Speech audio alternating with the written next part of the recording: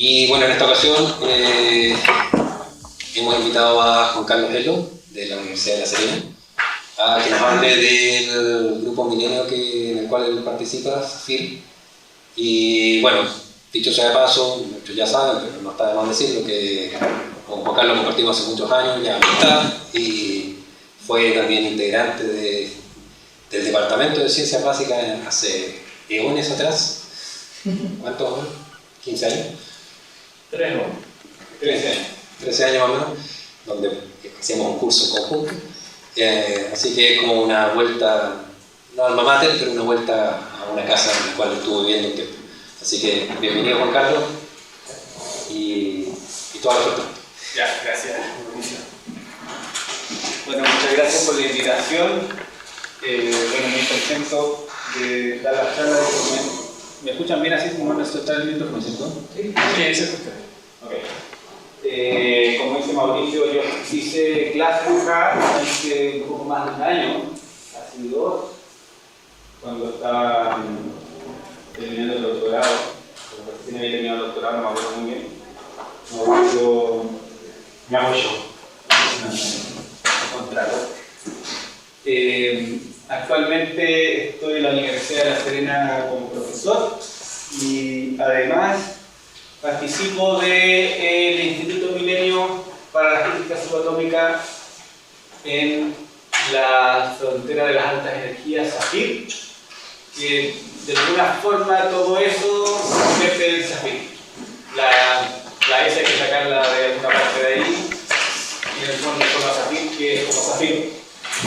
Es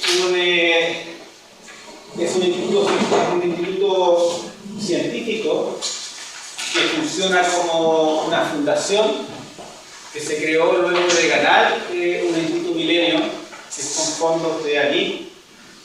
Su financiamiento del instituto viene de ANIL, es uno de los fondos, o es el fondo más importante que tiene Chile para hacer ciencia básica.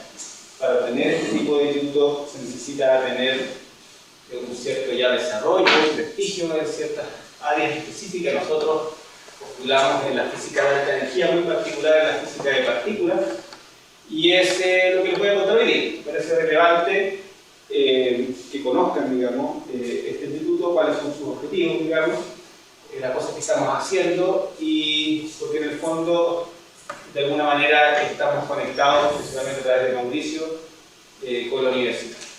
Entonces, como les decía, este instituto fue hace un año que tiene de vida. El objetivo principal es centralizar los esfuerzos en física de partículas en Chile, que llevan más o menos 10 años. En la parte experimental, antes había parte teórica solamente, entonces la idea es unir todos estos esfuerzos, llevarlos todos a un solo instituto y de ahí, como decía, centralizar y potenciar el área en Chile. Participan 5 universidades, que son las 5 universidades que tienen física de partículas experimental en Chile. La Universidad de Tarapacá, la Universidad de La Serena, de donde yo soy profesor, la Universidad de Santa María, y en Santiago la UNAV y la Universidad Católica. Todos tenemos en común que somos miembros de la colaboración ATLAS en el CERN, de lo que voy a contar un poquito más adelante. Yo sé que Edson hace poco dio una charla sobre el CERN, sobre ATLAS, que está asociado a las actividades que hace la Santa María. Entonces, el contexto y las preguntas científicas que nos motivan son entender. Está basada en una pregunta muy antigua que nace o primero se formula en los griegos en el siglo VI a.C., cuando se empezaron a pensar si es que había algún elemento fundamental en todas las cosas que existían que diera cuenta de la diversidad que uno ve en el mundo, la diversidad en la existencia, digamos. Esa línea de pensamiento derivó la idea del átomo, que en el fondo el átomo, que postuló Demócrito, uno ponía átomos de distintas formas y generaba distintas cosas, digamos. Entonces, como un poquito como los ladrillos fundamentales, pero como los ladrillos, yo tengo distintos ladrillos o un tipo de ladrillo y puedo construir distintas casas. Entonces, esa es un poquito la idea. Hoy en día nosotros sabemos que esos elementos fundamentales, o esos ladrillos fundamentales, o esos bloques fundamentales, como pensar los bloques de Lego, si queremos, que forman toda la realidad, sabemos que está constituido por esta diversidad de partículas fundamentales. ¿Okay? Todo lo que nosotros podemos imaginar, acá tenemos una imagen muy bonita, ¿cierto? Con muchas estrellas intentando comunicar lo grande que es el universo y la diversidad de cosas que hay en el universo, con los árboles, qué sé yo. Todo en principio lo podemos explicar con lo que sabemos hoy día, a cierto nivel, a través de estas partículas fundamentales, donde está, por ejemplo, el electrón, que es la que está responsable de la corriente eléctrica, ¿cierto? Y hay el muón y el tauón, que son parecidos pero un poquito más pesados. Están los quarks, que acá estos 6 quarks que están acá, los cuales son los constituyentes fundamentales del protón y el neutrón, que nosotros sabemos que están en el núcleo de los átomos, por ejemplo. Entonces, los quarks y el electrón forman los átomos y la materia que nosotros conocemos. Y además tenemos los neutrinos, que son partículas muy extrañas, sin carga eléctrica, muy livianas, voy a hablar un poquito más de ellos más adelante. Y las partículas que están encargadas de las interacciones entre ellas. Está el fotón, que es la partícula que es la responsable de la luz, asociada también a las interacciones electromagnéticas. El gluón, que es una partícula que está asociada a las interacciones fuertes, que hace que estos quarks formen los protones o los neutrones, que a su vez puedan formar el núcleo de los átomos. Bosón Z y bosón W, que están asociados a los decaimientos radiactivos. Y por último, una partícula central, que es la partícula de Higgs, que es muy especial. ¿Por qué es muy especial? Porque resulta que, en el fondo, este marco teórico, donde tiene una cierta cantidad de partículas que es muy ambicioso, porque quiere explicarlo todo, quiere ser capaz de ser a su vez mecánico cuántico, porque tiene que explicarlo muy chiquitito, son partículas muy chicas, pero también tiene que ser relativista, porque tiene que explicar en el fondo fenómenos a muy alta de velocidad. Es un marco teórico que tiene ciertas restricciones, no cualquier marco teórico funciona, en este caso se llama teoría cuántica de campo, que une la cuántica con la relatividad. ¿Okay? Y la teoría, en su momento, funcionaba bien, pero le faltaba un ingrediente que era el que le pudiese dar la masa al resto de las partículas. Es decir, las partículas aparecían sin masa, lo cual sabemos que no tiene ningún sentido. Y la solución la puso Peter Higgs con un par de colegas, que no me acuerdo sus nombres, donde pusieron un mecanismo que se llama procedimiento espontáneo de la simetría, donde básicamente, en palabras muy simples, aparece un campo de Higgs que lo cubre todo, un tiempo muy corto después del Big Bang, y que el resto de las partículas que no tienen masa, cuando interactúan con ese campo, como si estuviesen en el mar, digamos, a través de la interacción con ese campo, uno adquiere masa. Es decir, la masa que nosotros vemos en el fondo es el resultado de una interacción con un campo que está como omnipresente. Eso es más o menos lo que la teoría hace para solucionar el problema, y funciona muy bien. Fue propuesto teóricamente y encontrada esa partícula en 2012 en el CERN, lo que llevó a un premio Nobel a Peter Higgs y a uno de sus colegas, porque el otro sabía cuánto.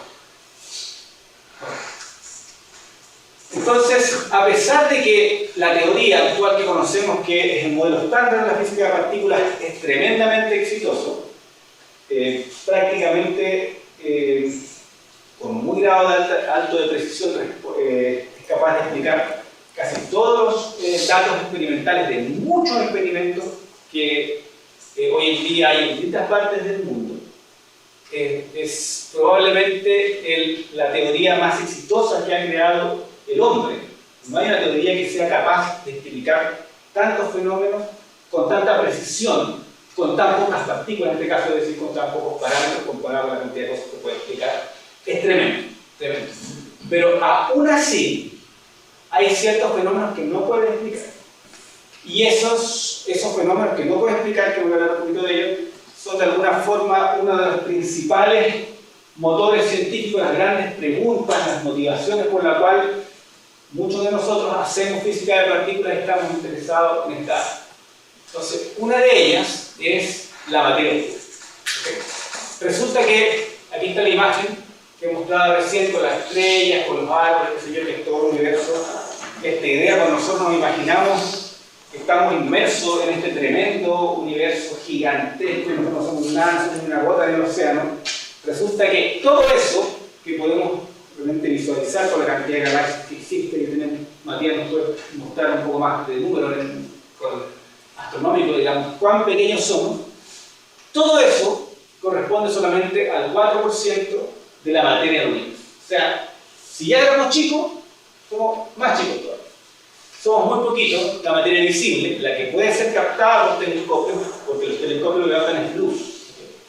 Entonces, es muy poquita y sabemos, también por datos astronómicos, datos indirectos, que existe un 23% de la materia en el universo que es materia oscura.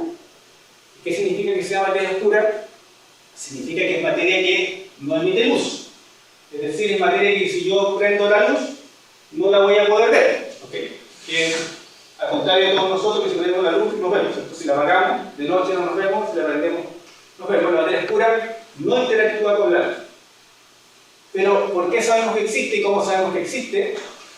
Sabemos que existe porque la materia visible, ¿cierto? La que podemos ver con los telescopios, no solo sabemos que está ahí porque emite luz, pero sino sabemos también que está ahí porque interactúa con el resto de la materia a través de interacciones gravitacionales. Es decir, por acá hay un ejemplo, el Sol, ¿cierto? Lo podemos ver a simple vista, pero si no lo viésemos a simple vista, también podríamos inferir su existencia porque tenemos una recachada de planetas, incluyendo la Tierra, dando vuelta alrededor de un punto. Entonces, ese movimiento dice, mira, parece que hay agua. Okay. Lo mismo, por ejemplo, el movimiento de estas una galaxia espiral, que giran, ¿cierto? También por movimientos a través de fuerzas gravitacionales, que ven con la distribución de masa, que hace que gire, etc. Entonces, es a través de esas cuentas, los movimientos de los distintos entes en el cosmos, que uno puede inferir la cantidad de masa que hay. Y cuando uno hace las cuentas, resulta de que la materia visible es muy poquita y pareciese que hay aproximadamente 5 o 6 veces más de materia oscura. Es decir, hay materia por ahí dando vuelta por todos lados, incluso aquí alrededor de nosotros, está la materia, pero no la podemos ver porque no interactúa con la luz. Pero tiene efectos gravitacionales tales que nos hacen inferir que existe. Entonces la pregunta es, si existe, uno puede decir, bueno, si existe la materia visible y está compuesta por partículas, la materia oscura tal vez también está compuesta por partículas. O sea, si seguimos la misma filosofía, digamos, detrás, y uno postula, y es lo que hacemos los físicos de partículas, distintas partículas que pueden ser capaces de explicar ese 23-24%, no sé el número de de la materia oscura en el universo y la buscamos en distintos experimentos de física de partículas. Actualmente el modelo estándar de física de partículas tiene unos posibles candidatos a materia oscura, que son los neutrinos. ¿Por qué? Porque los neutrinos no tienen carga eléctrica, que es uno de los requisitos de la materia oscura, que no tenga carga eléctrica, porque si no interaccionaría con la luz y la vería. Ese es uno de los requisitos y lo cumplen los neutrinos. El problema es que si uno hace las cuentas, y otro requisito que sean abundantes, que haya muchos, los neutrinos son abundantes, ¿okay? Si uno saca las cuentas, resulta que los neutrinos sí contribuyen a la materia oscura del universo, pero muy poquito y no es capaz de explicar la cantidad de materia oscura que hay en el universo. 23%, por lo que lleva a hacer nuevos postulados de partículas a lo mejor parecidas a los neutrinos, pero más pesadas, o de este tipo de partículas que sí sean capaces de explicar la cantidad de materia. Bueno, otro de las principales interrogantes, preguntas que motivan el desarrollo de esta área, está precisamente asociado a los neutrinos. Son partículas muy raras que son muy abundantes. Acá hay un ejemplo del Sol, aquí vemos el Sol, ¿cierto? Sabemos que el Sol emite luz, que en términos de las partículas son muchos fotones, una gran cantidad de fotones que nos llegan durante el día, pero durante la noche no nos llegan, porque la Tierra, ¿cierto? Ahora estamos de día, pero estoy Sol está del otro lado, ¿cierto? Y la Tierra nos blinda del Sol durante la noche. Sin embargo, los neutrinos no le importa a la Tierra porque interactúan un poquito con la materia y son las segundas partículas que más salen desde el Sol y nos atraviesan a nosotros de día y también nos atraviesan de noche. Son muy abundantes. Están en todas partes, no solo vienen del Sol, sino que también de explosiones en supernova, de reactores nucleares, del fondo de la Tierra. En procesos radiactivos salen neutrinos, como son partículas muy livianas, están y sabemos de Einstein que la masa es una forma de energía, la energía se transforma. Entonces, si yo tengo mucha energía, la partícula pesada se puede transformar en otras partículas más livianas, cambia su estado, pero está compartiendo la energía. Y en ese traspasar la energía, que son la desintegración de las partículas, el neutrino está y el fotón están al último. Finalmente, eso hace de que sean las más abundantes. De la explosión de Big Bang hay neutrinos que vienen de esa época, de aceleradores de partículas, se producen muchos neutrinos, y de rayos cósmicos también, que son partículas que vienen del cosmos, de distintas fuentes del universo, chocan con la atmósfera, producen un rayo, o sea, una cadena de distintas partículas y al final hay mucho neutrino. El problema es que interactúa muy poquito. Aquí está la sección eficaz que básicamente mide la probabilidad de interacción, es lo que yo multiplico por el flujo, la luminosidad, y me da el número de partículas finales. ¿Okay? Y aquí vemos que los números son chiquititos, aunque crecen a medida que la energía aumenta, y aquí están los distintos experimentos que hay alrededor del mundo que son muchos, ¿okay? Para los distintos tipos de fuentes de neutrinos. Entonces es un área muy estudiada. ¿Y por qué se estudia? Porque hoy en día nosotros sabemos que los neutrinos ya son física nueva. Física nueva en el sentido que ya es algo que la teoría actual no puede explicar. La teoría actual, la de modelo estándar, este circulito que les mostraba yo, que está acá con todas estas partículas, y un marco teórico, la teoría cuántica de campo, predice que los neutrinos tienen masa cero. Pero los experimentos nos dicen que los neutrinos tienen masa muy chiquitito, casi cero, pero no cero. ¿Okay? Eso lo sabemos en experimentos de oscilaciones de neutrinos, donde hay un flujo de neutrinos de un tipo, porque hay tres tipos de neutrinos, electrónicos, muónicos y carbónicos, y luego se observan de otro tipo. Eso solo puede ocurrir si los neutrinos tienen masa. ¿Okay? Eso es un efecto cuántico. Entonces sabemos que ya son física nueva, sabemos el mecanismo que le da masa a todo el resto de las partículas, pero no entendemos el mecanismo que le da masa chiquitita a los neutrinos. Entonces eso es algo que es una pregunta abierta que se intenta explicar en distintos colisionadores de partículas y distintos experimentos en el área. Tampoco actualmente sabemos la masa, en realidad sabemos diferencia de masa de estas tres partículas, nos falta una información para tener las tres masas. Tampoco sabemos el orden de las masas. ¿Okay? Hay este tipo de jerarquía, esta es la normal, la invertida, en fin, hay un montón de preguntas abiertas en el área de los neutrinos, y como los neutrinos ya en sí mismos son física nueva, son cosas que no explicamos por el marco teórico actual, es un área muy importante porque se cree que cualquier cosa que aprendemos acá es un portal, digamos, a quizá un nuevo mundo teórico que todavía no logramos visualizar. ¿Sí? Pero, cierto que en las láminas anteriores tú nos presentabas la materia oscura, pero no hay que entenderla como una materia oscura que se aglutina como lo hace, por ejemplo, una estrella, ¿cierto? Siempre vamos a hablar de esta materia oscura como partículas subatómicas que están viajando por el universo, o alcanzan a hacer en algún momento un cuerpo de mayor masa en conjunto. Bueno, buena pregunta. Respecto de las distribuciones de la materia oscura en el universo, yo la verdad es que no estudiaba mucho en detalle, no sé, Matías puede decir un poquito más al respecto. Lo que sí es como un gas, tenemos que pensarlo como un gas que está distribuido en todo el universo, igual como un gas, el aire también está compuesto por partículas pequeñas, digamos. Aquí la suposición es que ese gas que está por todo el universo, que se va a distribuir de distintas formas dependiendo también de las fuerzas gravitacionales que están en el universo. Puede ser que haya mayores en ciertas partes mayor cantidad de materia oscura que vaya, hay un flujo de materia oscura que se vaya, en el fondo es gravedad, digamos. Y en total, la cantidad de materia oscura que hay en el universo es 5 veces más la visible. Porque cuando se planifica, por ejemplo, el lanzamiento de un telescopio que esté ubicado... Pero, ¿tú dices hay estrellas de materia oscura? Eso, se corre el riesgo de que la ruta se vea intervenida por esa materia oscura y altere el... No, yo diría que no. Que vayan a chocar con un... O que claro, que se mueva o algo, no. No, claro, no. Porque en el fondo, pues es que, no sé, a lo mejor tú, Matías, puedes comentar un poquito más al respecto. ¿Sabes tú de la distribución? Sí, es como Juan Carlos dice, esencialmente las galaxias están rodeadas en átomos de materia oscura, pero también se ha pensado que podría ser, por ejemplo, una colección de agujeros negros distribuidos alrededor de las galaxias, y eso sí sería un objeto sólido, un objeto astrofísico. Y también se ha pensado que podría llegar a formar estructuras como aglutinaciones de materia oscura que podrían ser estrellas que no se ven.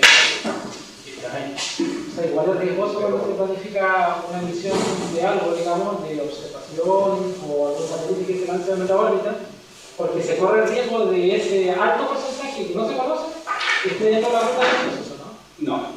No. Lo que pasa es que tienes que pensar de que si hubiese un planeta de materia oscura, digámoslo así, como este que está aquí, veríamos su efecto, claramente. Como que aquí puedo, entonces... se deduce la existencia de la materia oscura por su efecto sobre los cuerpos visibles. Claro. Si yo, como dice Eduardo, proyecto un cuerpo visible, entiendo que debería haberse afectado también por esa materia oscura, ¿no? Si proyecto un cuerpo visible. Claro, como dice Eduardo, yo voy y lanzo una misión, ¿ok? Claro. Que es un cuerpo visible. Yo deduzco la existencia de la materia oscura por su efecto sobre lo que yo sí puedo ver, como el dibujo que tú pones, que yo puedo deducir la presencia de un cuerpo celeste en el centro de otros que giran en cuanto a él. Por lo tanto, si yo me voy en una misión a alguna parte, esa materia oscura necesariamente debería, pero parece que no. Sí, lo que pasa es que yo podría decir lo mismo sobre mí, yo igual soy un cuerpo visible, entonces estoy siendo afectado por la materia oscura en este momento. Ajá. Lo que pasa es que todo depende de las escalas. Entonces, porque tú tienes una gran cantidad de materia oscura, digamos, para que, una gran cantidad de materia, para que tú veas el efecto gravitacional, digamos. Por ejemplo, ahí tienes esta botella y el vaso. ¿También tienen efecto gravitacional entre los dos? Sí, pero no vemos nada. Pero el planeta, que es grande, sí nos afecta a nosotros. Entonces necesitas una escala muy grande para que ese gas, digamos, que está ahí, una materia oscura que esté distribuida, tenga una gran cantidad de materia y que afecte, digamos, y eso va a afectar también a las escalas como galaxias, qué sé yo, distintos objetos en el universo, pero a ese nivel de escala, no algo chiquitito. ¿Entiendes? Sí, pero así. Después la cantidad, porque la gravedad tiene una característica que es una fuerza muy débil. Y es por eso que nosotros nos pegamos uno al otro, no pasa nada. Pero si es débil, pero si tienes una gran cantidad de ellas, sí afecta. Sí.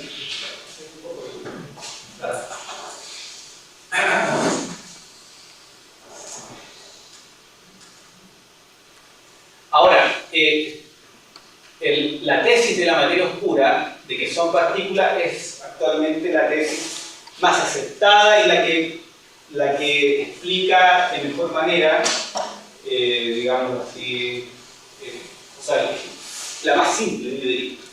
Pero hay otras opciones, digamos, que podría ser que la materia oscura sean otras cosas, como dice Matías, que sea agujero negro, qué sé yo, puede haber otras opciones, digamos. Hay otras teorías, digamos. También he escuchado de correcciones a las teorías de la gravedad, pero ya son como hipótesis un poco más complejas, digamos, que se ven un poco menos probables.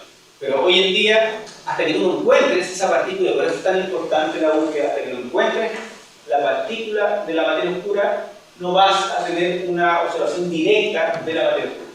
Por eso es tan importante complementar las observaciones, en este caso astronómicas, con las observaciones de física, de la física de partículas. ¿Puedo agregar algo? Sí. igual hay dos opciones. Una, que exista la materia oscura y nuestra teoría de la gravitación es correcta, o que la teoría de la gravitación es incorrecta Y no necesita la materia oscura. Claro. Y que por lo demás han hecho cientos de experimentos buscando materia oscura y nunca se ha detectado nada. Y se dice, ahora sí tenemos porque existe la habilidad para los detectores para detectar partículas de materia oscura y nunca se han detectado. Entonces, Sí, no, pero claro, eso es cierto. O sea, la hipótesis de que la teoría de la gravedad, digamos así, tenga correcciones, es una hipótesis que apunta a que no existe la materia oscura, sino que en el fondo es solo materia visible y no comprendemos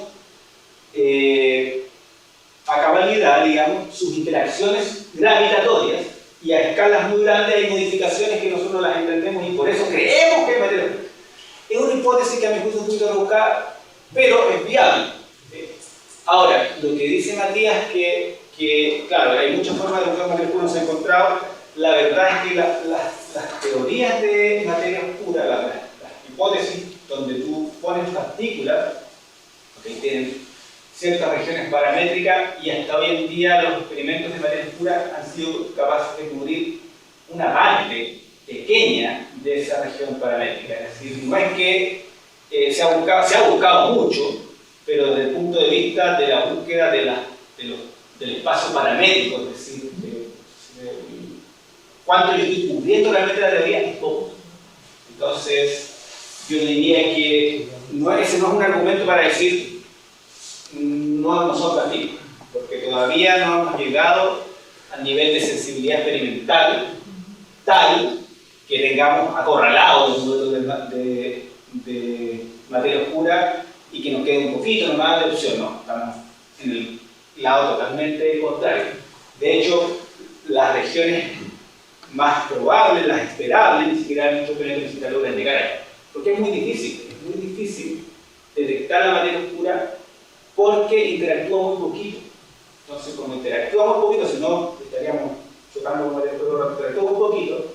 Entonces son experimentos muy sensibles, necesitas una gran cantidad de volumen de materia para aumentar la probabilidad de interacción, etc. Necesitas meterte bajo tierra, en túneles, para evitar el ruido. Entonces, bueno, esa es más o menos la situación sobre los experimentos de materia oscura, que es similar a los experimentos de neutrinos, porque como había dicho, los neutrinos también es una forma de materia oscura, pero muy poquito, contribuye muy poquito.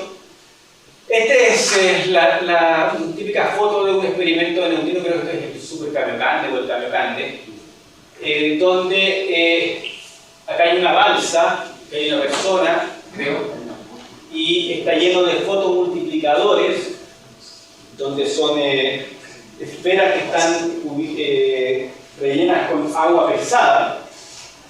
¿Por qué agua pesada? Porque es más densa y uno quiere aumentar la probabilidad de interacción de los neutrinos. Entonces los neutrinos que interactúan muy poquito, muy poco, pero son muchos. Actualmente del Sol nos llegan miles de millones de neutrinos por segundo.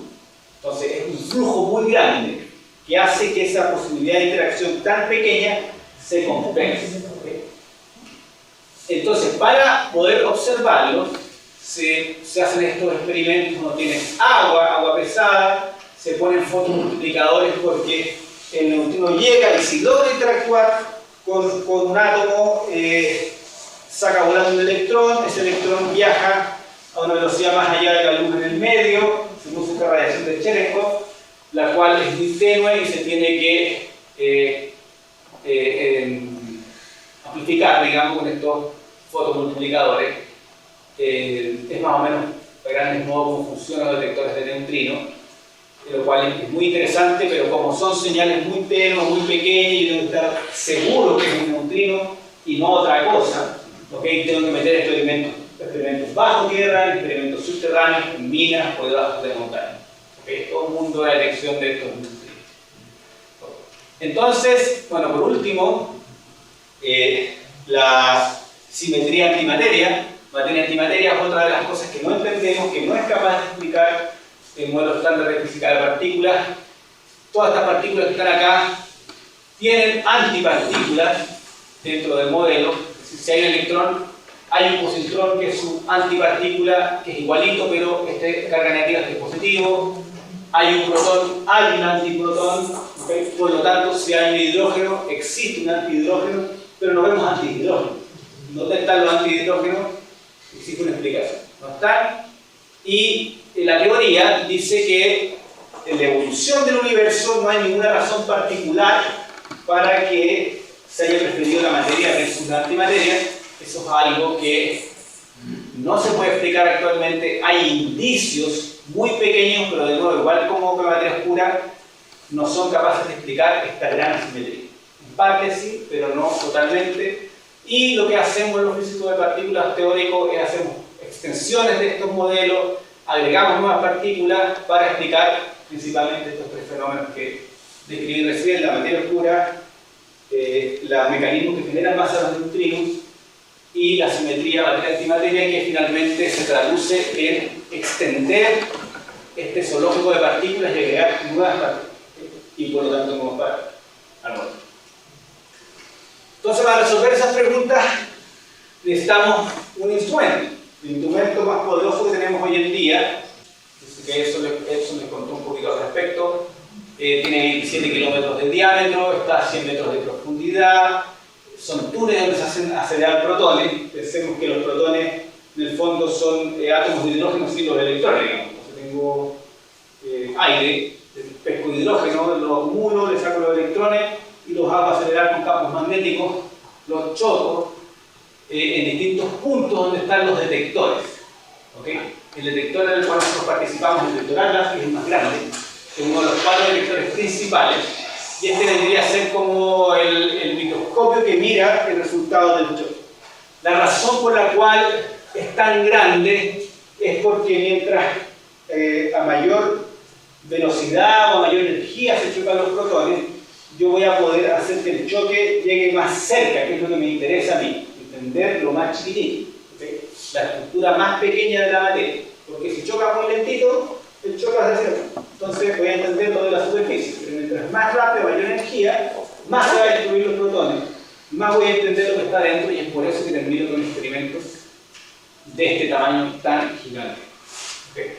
Y así los detectores también son tan grandes, lo cual es una complicación tremenda, ¿cierto? Porque es un monstruo de la ingeniería, del desarrollo tecnológico. Ahí hay una persona, ¿cierto? Muy chiquitita.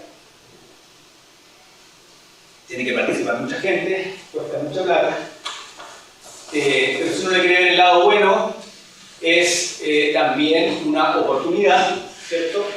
Para desarrollar tecnología, tener gente muy capacitada con un interés común, desarrollando y llevando las fronteras no solo de la ciencia, empujando, sino también del desarrollo tecnológico.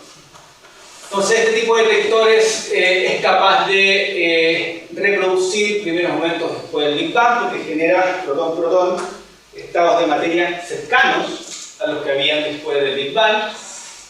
También explicar la naturaleza de la materia oscura, ¿cómo? Porque hay modelos teóricos que explican la materia oscura. Esos modelos teóricos predicen nuevas partículas, y esas nuevas partículas podrían aparecer luego del choque de los protones. Entonces, salen y estos detectores la detectan. Y entender las interacciones entre las partículas también que conocemos, que son los building blocks of everything, es decir, los bloques fundamentales del todo. Nosotros en SAFIR participamos de este detector Atlas, que es una colaboración internacional donde participa mucha gente, a través de lo que se llama el Chilean Cluster. Esto es, digámoslo así, para el CERN, y para este experimento nosotros somos una sola pelota. ¿Okay? CERN no ve universidades, Atlas no ve universidades, Atlas ve el Chilean Cluster. ¿Okay? Donde actualmente somos 5 universidades, que somos las 5 universidades que participan en el SAFIR. La Serena fue la última en incorporarse, y los primeros que empezaron con esto fue la Universidad de Santa María y la U. ¿Okay? Después se unió la Universidad Andrés Bello, y luego la Trabacá, y nosotros fuimos los hace un año aproximadamente, hace 9 años. Y a pesar de que el detector, o sea, este experimento está ya construido, hay oportunidades de participar en el desarrollo de él porque cada cierto tiempo tiene que parar y comienza lo que se llaman los updates. ¿Okay? Tienen que cambiarse la mayoría de sus piezas, un gran importante de sus piezas, actualizarse, etc. Esta es la línea de tiempo de este experimento, el gran evolucionador de hadrones.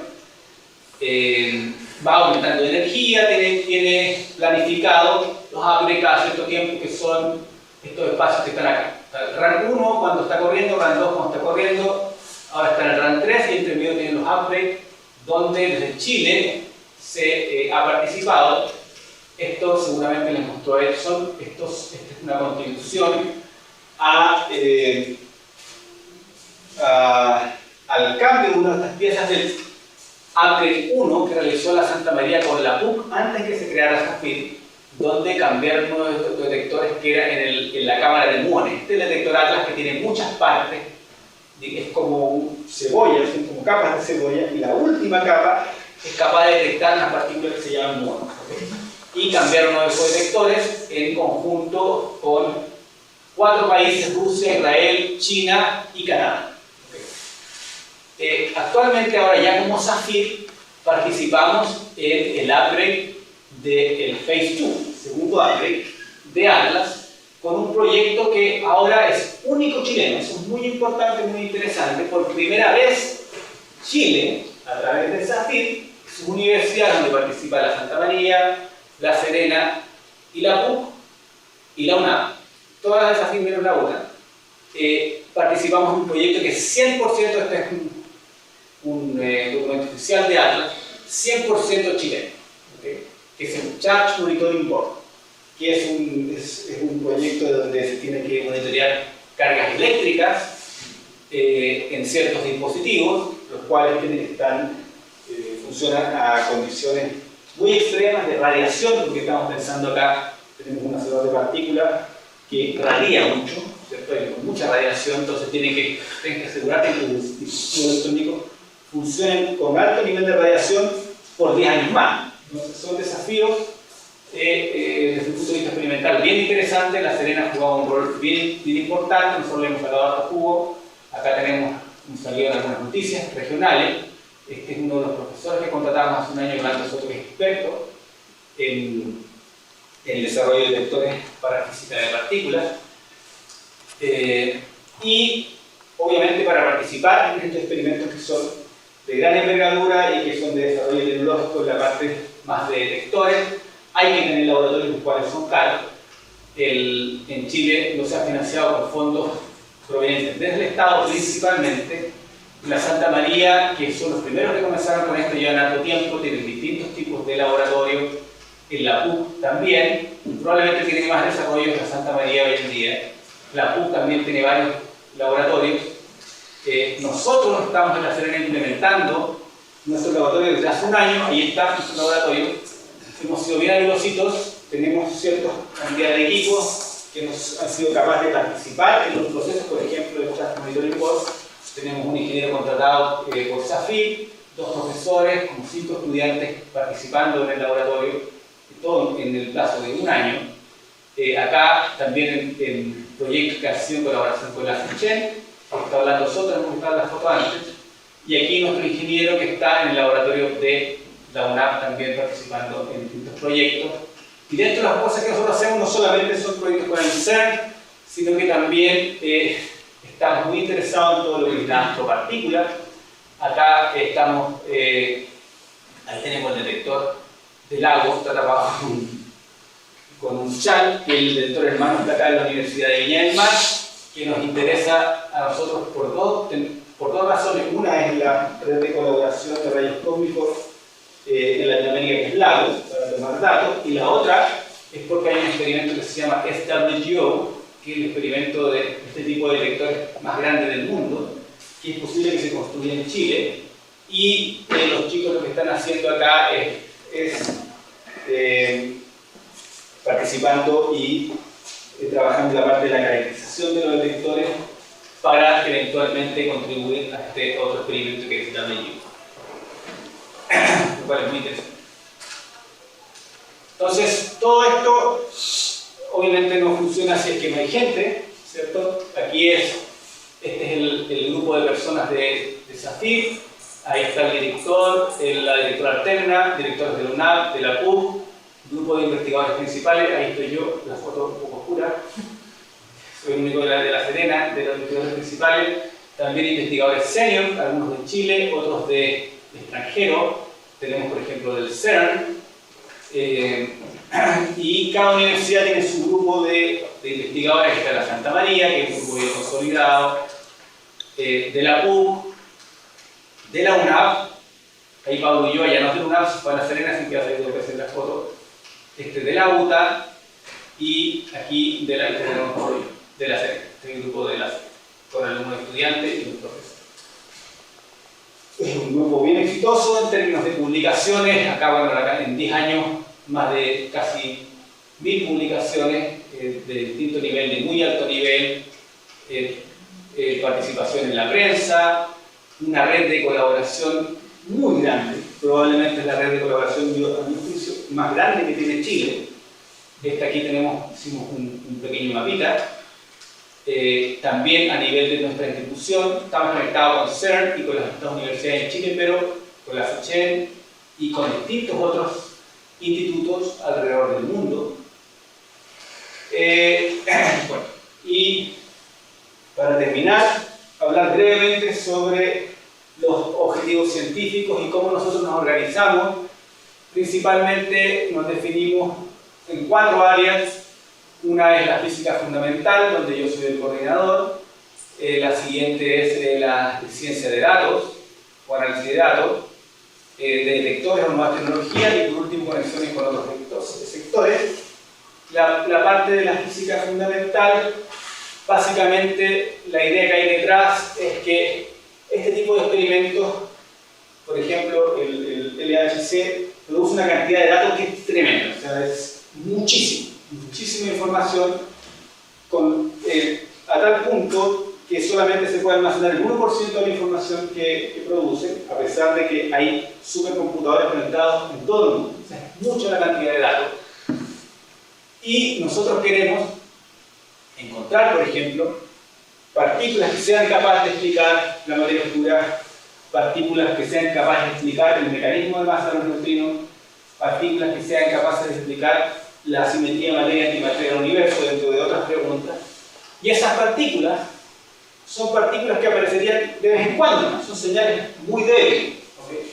Entonces, los experimentales que analizan los datos que salen de este experimento necesitan input teórico para saber más o menos cuál es la masa de la partícula, en qué parte de estos datos más o menos andaría, dónde es mejor buscar, cosa que la señal haya mayor cantidad de señal de lo que quieren buscar y haya menor cantidad de ruido. Porque todo ese resto de datos que no nos interesa es para nosotros lo que se llama background, que es el ruido. Es decir, si yo estoy aquí en esta sala y estoy hablando con alguien y quiero escuchar, pero hay un montón de gente hablando, no lo puedo escuchar porque estoy recibiendo, digamos así, una señal similar, pero la que no me interesa. Entonces tengo que irme para otro lado donde lo pueda escuchar. Acá más o menos lo mismo. ¿En qué parte de este mar de datos yo puedo buscar donde haya alta señal y poca señal de la que no me interesa, que es el ruido?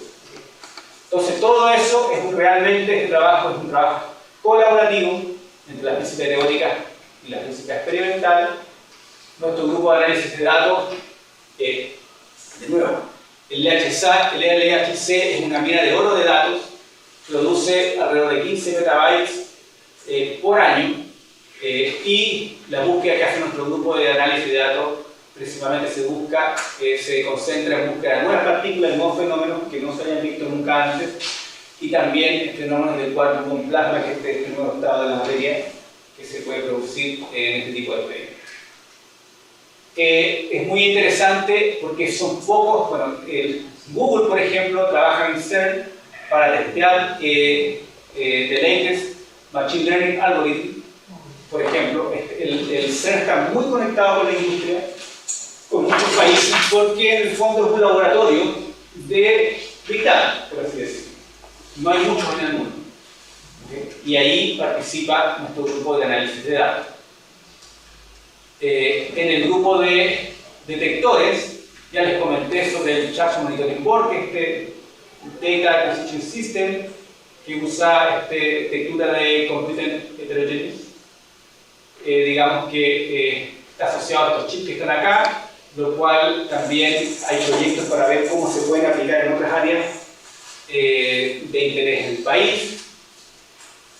Hay varios proyectos asociados también en la parte de conexión con otros sectores, de intentar llevar tecnología, transferencia de tecnología, por ejemplo, a la medicina o a la minería. Hay proyectos que están asociados a la minería que están empezando, se llama un año nomás en SAFIR. Por ejemplo, hay un proyecto que es muy interesante de poner estos detectores de rayos cósmicos dentro de minas, ¿okay?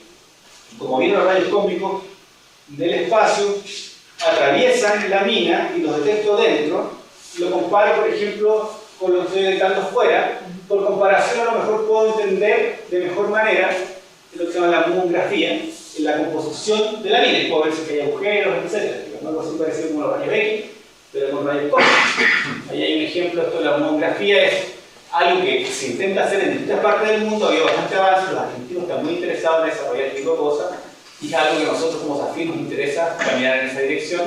Es una de las cosas por lo cual también nos interesa las astropartículas y los rayos cósmicos. Proyectos más de largo plazo. El tema de las astropartículas es algo que tenemos muy presente porque sabemos que es estratégicamente a nivel país muy importante. Chile aloja el experimento más grande de astropartículas del mundo, que es el CTA, que es un telescopio, el Telescope Array, pero donde en el fondo la expertise que hay de los astrónomos no es la necesaria para participar acá, y tampoco la de los físicos de partículas. Es algo intermedio, es la astropartícula, que no hay grupos actualmente en Chile que estén liderando, digamos, a cabalidad estos esfuerzos de participación en este tipo de experimentos. Para ser honesto, también está el SWU, que algo mencioné antes, que se podría venir a Chile, estar evaluando, que son estas redes de lectores de Cherenkov, como los que hay acá, que tiene Mauricio, pero muchos de ellos para detectar rayos cósmicos, que es posible que se instalen en el norte. Está la opción del laboratorio Andes, que podría ser el primer laboratorio subterráneo del mundo en el hemisferio sur, que puede que se construya en la región de Coquimbo. Y por último, el telescopio LSST, que tiene la característica que, a diferencia de otros telescopios, también hacen un scan del cielo y almacena una gran cantidad de datos, no tanto como las del LHC, pero del orden, digámoslo así. Entonces la expertise que tiene la gente de partículas puede participar en experimentos como este. Entonces, esto es como la estrategia pensando en el futuro más largo plazo que nos interesa como SAFIR. Y también hacemos mucha participación y actividades de divulgación. Esto es lo que se ha hecho hasta ahora. Son fotos de experiencias que se han hecho en Valparaíso. Aquí sale la Alicia, que es profesora acá de la universidad. También en La Serena, escuelas de rayos cósmicos, de física de partículas. Interesantes las actividades que hemos hecho este año con las niñas atómicas, por ejemplo, que la organiza SAFIR para motivar a que las niñas con los colegios prefieran la física de partículas. Hay muchos programas dentro del CERN que están pensados en divulgación. Nosotros tenemos pensado articular esos programas con actividades en Chile. Y luego, por último, conferencias. Acá están las que se han organizado normalmente, tradicionalmente en Chile, el jefe de la Santa María, de Vitícolas en la PUC, y actualmente vamos a hacer la primera conferencia de SAFIR en La Serena, entre el 18 y el 20 de enero, no puse la foto acá, pero la estoy organizando yo, SAFIR 23, que va a ser nuestro Annual Meeting Research, así que vamos a tener nuestra primera conferencia dentro de poco. Entonces, en resumen, como les decía, este centro es un centro que nace para potenciar el área de física de partículas en Chile. Somos parte del mejor telescopio que un astrónomo podría imaginarse tener. Tenemos muchas universidades que están participando Gracias a nuestro esfuerzo, Chile está ahora en el mapa de uno de los centros más importantes de física en el mundo. Somos el primer Instituto Milenio en Física Subatómica y somos los representantes oficiales de Chile en el CERN y del CERN en Chile. Muchas gracias.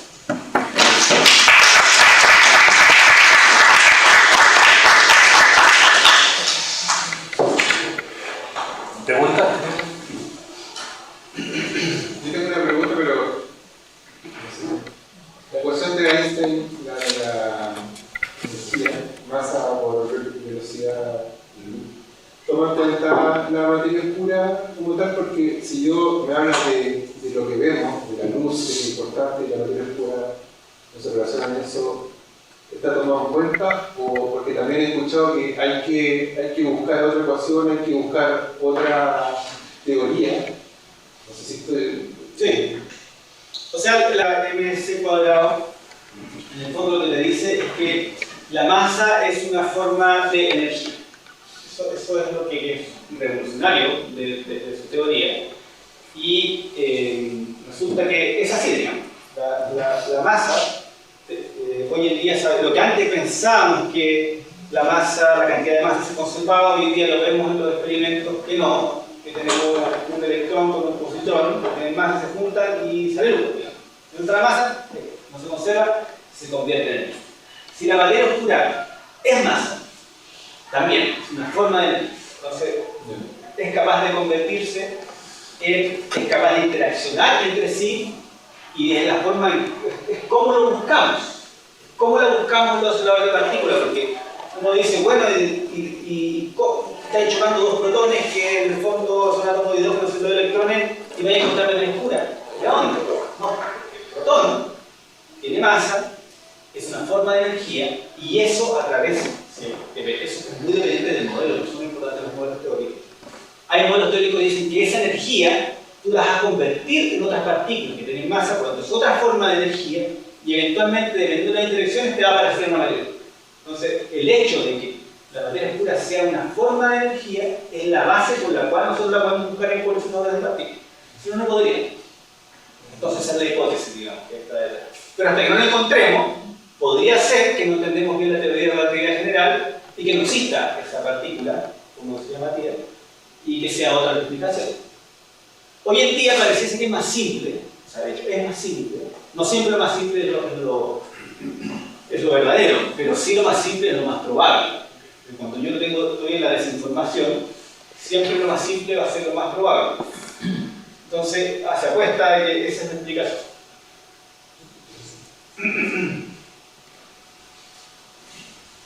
Juan Carlos, me pregunto un poco fuera de la temática de física propiamente tal. Según tu opinión, una universidad como la Viña del Mar, si quisiera llegar a participar en colaboraciones de esta envergadura como la Universidad de La Serena, ¿cuáles crees que deberían ser los pasos más o menos a seguir a mediano plazo? Claro, yo pienso que... Bueno, una pregunta. Sí. Una pregunta. Bueno, hay muchos caminos, lo importante es decidir una cierta dirección. A mí me gusta, desde el punto de vista estratégico, esta, digamos, la de las astropartículas. ¿Por qué? Porque tiene astronomía, ¿cierto? Y tiene física, y tiene la característica o la particularidad de que participas en centros de investigación a nivel mundial, que eso es muy importante, por cómo funciona el sistema en Chile. Eso ayuda a crecer de manera rápida, ¿sí? Porque en el fondo lo que tú haces ya tiene un valor tremendo, tiene un impacto tremendo, aunque hagas una cosita pequeña, ¿cierto? Es como esta historia que una vez me contaron de que habían dos gallos moviendo piedras y entonces llegaba un SB y estaba diciendo, no, estoy moviendo las piedras. Y yo le pregunto, ¿qué estoy diciendo? No, estoy construyendo iglesias. Ambos están moviendo las piedras, pero esto es parte de un esfuerzo mayor, ¿cierto? Lo que tú estás haciendo es parte de un relato también, que finalmente quizá es más real que el movimiento de las piedras. Entonces, el hecho de que tú estás recién empezando y eres capaz de participar en una colaboración de este envergadura, de nivel mundial, donde es fácil de motivar a la gente de participar, eso es de mucha ayuda. ¿Okay? Y el tema de las astropartículas es un tema de que todavía nadie le ha agarrado mucho digamos, no hay una contribución tan importante dentro de Chile, no hay un grupo que esté liderando, seguro que hay gente que está participando, porque principalmente, como les decía, es una mezcla de astronomía y física que no está en expertise. Y para eso necesitas contratar gente que sea experto, tener, decidir, me interesa participar más en este lado, análisis de datos, por ejemplo, tienes que apostar para ese lado. Y si contratas gente buena, finalmente, con buen currículum, digamos, rápidamente vas a tener acceso a fondos, lo cual te va a ayudar a crecer rápido, involucrar a estudiantes, etc. Esa es un poco la estrategia que nosotros seguimos en La Serena y es la estrategia que ha seguido varias universidades y funciona. No sé si eso responde con usted. Una última consulta. Tengo un amigo que, a propósito de lo que dijiste de las mineras, trabaja en teledetección en cuenca hidrográfica. O sea, él, por satélites detectan agua subterránea. ¿Podría ser una opción, así como lo dijiste, para la minería, el tema de las partículas, para la detección, por ejemplo, de agua o otras cosas? Mira, yo escuché no sé si de agua, yo la otra vez escuché hablando, que lo puse en varias fotos por ahí, que él estaba hablando de como ideas locas. Yo le preguntaba de repente hay fondos que financian cosas locas. Eso viene entretenido, estos high risks, que en el fondo, de hecho, esto hay una reunión con la gente de la Armada de Estados Unidos y ellos decían, nuestra plata la pasamos al tiro, mientras más locas tu idea, más posibilidades de ganar. O sea, la cuestión que uno diría que nunca nadie va a financiar, esa presenta. Entonces, por ahí, obviamente, esa idea loca, y Orlando hablaba algo del agua, con estos detectores de rayos cósmicos, o te decía poner sondas para abajo, tenía una idea loca, pero yo me acuerdo muy bien. Lo que yo sí, a mí lo que más entiendo de esto, lo que me parece más evidente es ponerse debajo de la roca, digamos. Porque, claro, como decía recién, si los rayos cósmicos llegaron menos, comparo con lo que deberían llegar más afuera, y ahí es fácil ver si es que hay un hito. Ahora, para entrar a conocer, en este momento yo no digo, he escuchado algo de ideas locas por ahí, pero en este momento no recuerdo. Pero en el fondo es interesante pensar, y es un poco el valor que tiene este tipo de ciencia en el sentido de, o la dimensión de la transferencia tecnológica. Cuando tiene que haber gente que esté pensando cómo todas estas cosas que estamos haciendo pueden tener un impacto en la sociedad, en otros sectores. Y por eso nosotros tenemos definido esta conexión con otros sectores, que es muy importante. Es un desafío, es súper difícil, pero es probablemente lo que al final del día puede que tenga más impacto en la sociedad.